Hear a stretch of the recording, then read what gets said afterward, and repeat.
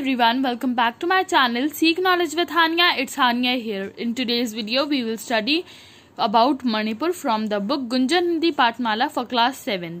If this video was useful to you, then don't forget to like, comment and share this video, and also subscribe to my channel and press the bell icon to get all the notifications of my videos.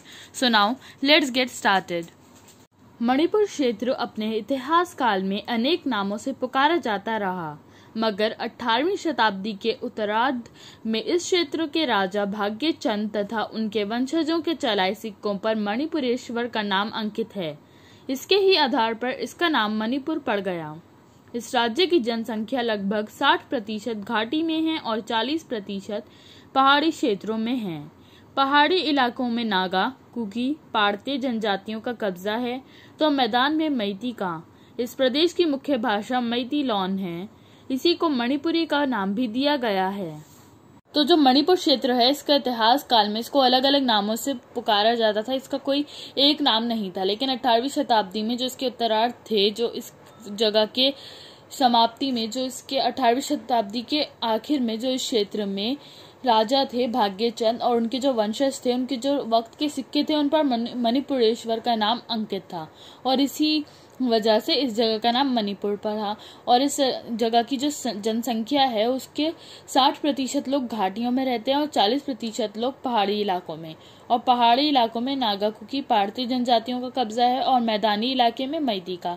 और इस प्रदेश की जो मुख्य भाषा है, जो भाषा यहाँ पे सबसे ज्यादा बोली जाती है, वो मैती लॉन है और इसी भाषा को मणिपुरी भी कहते हैं। मणिपुर राज्य की संस्कृति अत्यंत समृद्ध है। यहाँ की हिंदू जनसंख्या वैष्णव धर्म से सर्वाधिक प्रभावित है। कृष्ण भक्ति यहाँ के मैदानी क्षेत्रों में जन जन में व्याप्त है। मणिपुरी नृत्य पूरी दुनिया में प्रसिद्ध है और भारत के शास्त्रीय नृत्यों में इसका प्रमुख स्थान है। ये वास्तव में कृष्ण की रासलीला की नाट्य प्रस्तुति है। इसके परिधान और नर्तक की साज सज्जा केरल के कथकली नृत्य की तरह अनोखी होती है। यह अत्यंत कोमल, भाव प्रधान तथा गौरवमय नृत्य शैली है। जयदेव, विद्यापति, चंडीदास, गोविंद दास जैसे भक्त कवियों की रचनाएं ही ज्यादातर इसके साथ गीत रूप में गाई जाती हैं। तो मणिपुर राज्य की जो संस्कृति है वो बहुत ही समृद्ध है और यहाँ की जो हिंदू जनसंख्या है वो वैष्णव धर्म से प्रभावित है। वहाँ पे वो वैष्णव धर्म ज़्यादा फैला हुआ है हिंदुओं में। और यहाँ की जो कृष्ण भक्ति है जो है वो मैदानी क्षेत्र में जन जन में व्याप्त है, मतलब वो हर सब में फैली हुई है।